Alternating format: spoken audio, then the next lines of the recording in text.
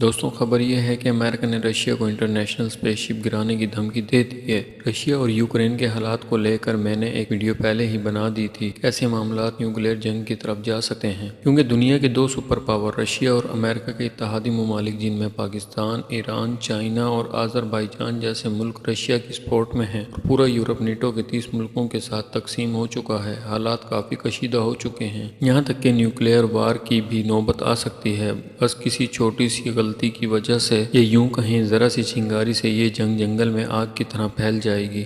Russia کی اس وقت Ukraine میں پوزیشن یہ ہے کہ نیٹو کی طرف سے تمام پابندیاں اور دباؤ کے باوجود یوکرین کے دارالحکومت کیف کی طرف بڑھ رہا ہے۔ اس دوران کئی حملہ ایون کی گلیوں، بازار، روڈز پر بھی لڑائی دیکھی گئی ہے، کیونکہ یوکرین کی فوج ہتھیار ڈالنے کو تیار نہیں ہے۔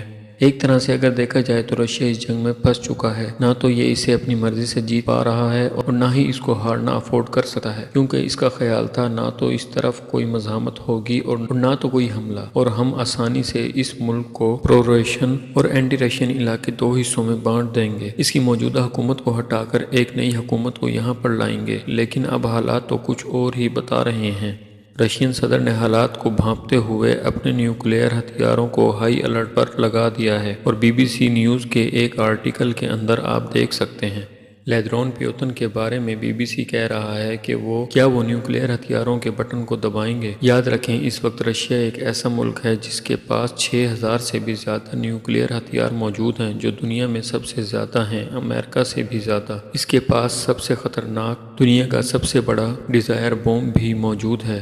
یہ کتنا خطرناک ہے اور کتنی تباہی مچا سکتا ہے، اس کے لیے آپ ایک ریفرنس دیکھ لیں۔ یہ ہیروشیما اور ناگاساکی پر گرانے والے بم ہیں۔ دوسری جنگ عظیم میں امریکہ نے جاپان پر گرا کر ایک جنگ کو ختم کیا، اور یہ سائز ہے بوم کا۔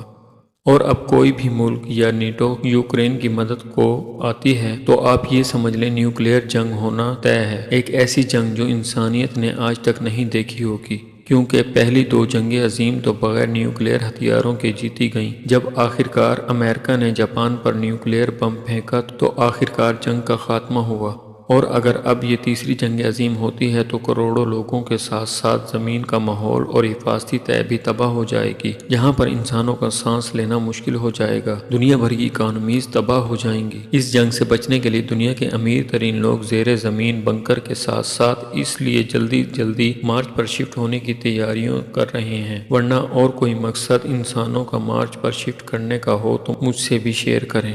اب دوسری طرف رشیا کی صورتحال یہ ہے کہ آپ ایسا سوچ سکتے ہیں، امریکہ رشیا پر معاشی اور تجارتی پابندیاں لگاتا جا رہا ہے اور رشیا اس کا جواب نہ دے، ایسا بالکل بھی نہیں ہے۔ رشیا دنیا میں تیل پیدا کرنے والا تیسرا سب سے بڑا ملک ہے، جس کے پاس قدرتی وسائل کی دولت کے ساتھ ساتھ اور کافی آرگینک میٹیریل موجود ہے، جن کی مالیت 75 ٹریلین سے بھی زیادہ ہے۔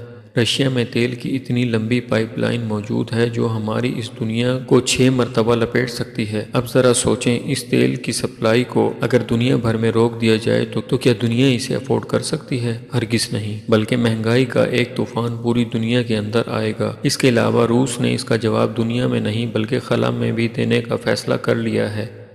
ہم دنیا کو گلوبل ولیج کہتے ہیں اس لیے کیونکہ دنیا کا ہر ملک ایک دوسرے سے تجارت کر کے اپنی اکانومی کو چلاتا ہے۔ ہم سب ملک ایک دوسرے پر ڈیپینڈ کرتے ہیں۔ مثلا جرمنی اپنے ملک میں گیس کی ضروریات کو پورا کرنے کے لیے رشیا سے گیس خریدتا ہے، جو کہ اس وقت نیٹو کا پارٹ ہے، جو رشیا پر امریکہ کے دباؤ میں آ کر معاشی پابندیاں لگاتا ہے، تو اس کے جواب میں گیس کا بحران اور مہنگائی کا سیلاب آ سکتا ہے۔ اس طرح روس پر لگنے والی پابندیوں سے پوری دنیا خود متاثر ہوگی، اس لیے یورپ بھی ابھی تک خاموش بیٹھا ہوا ہے۔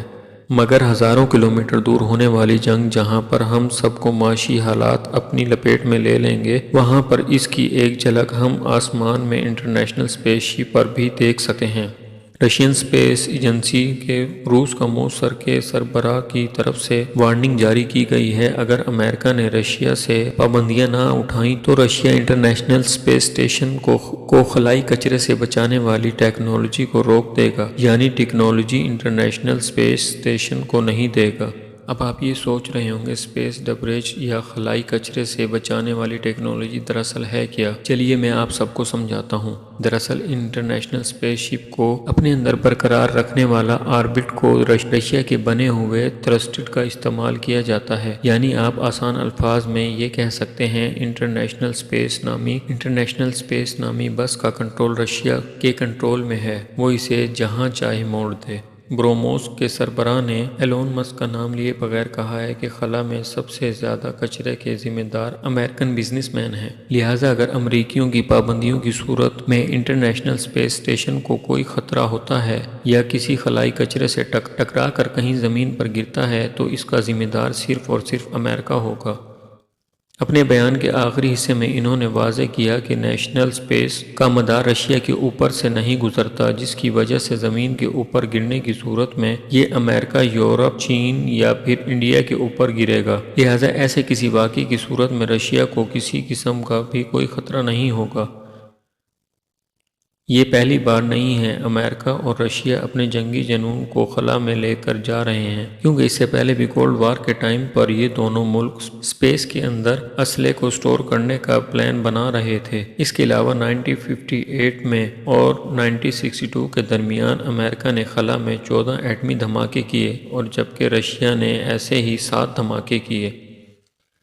اسی جنگی جنون کو خلا میں پہنچتا دیکھ کر 1960 کے آخری دہائی میں اقوام متحدہ نے کئی ممالک کے درمیان ایک آؤٹر اسپیس ٹی کا معاہدہ طے کیا، جس کے مطابق تمام ملکوں کو پابند کیا گیا وہ خلا کو ان اسلحوں سے پاک رکھیں گے۔